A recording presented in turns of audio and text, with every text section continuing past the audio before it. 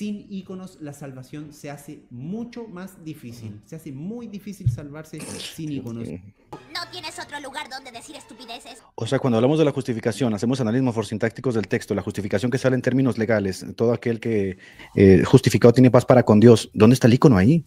O sea, la justificación sea como un acto legal, como un acto forense, donde Dios declara justo al pecador, que viene derivado del Salmo 32, bienaventurado el hombre al cual Dios no le imputa sus pecados. Es decir, un acto de imputación es un acto legal en un juzgado. Yo te declaro justo, papá, por la sangre de Cristo, porque creíste en el Cordero de Dios. Este es el evangelio, que si creemos que Jesucristo fue crucificado, sepultado, resucitó el tercer día, sois salvos. Bueno, pues esto es lo que quedó estipulado en la regla de fe en el concilio de Nicea Constantinopolitano. Dígame dónde viene eso de los íconos. Es una creación, como dice Gavin Orlund, que se va dando posteriormente hasta la locura de decir que sin íconos no puedes ser salvo. ¿Y cómo se salvan los ciegos? Es una muy buena pregunta, la verdad, y no sé qué contestarte.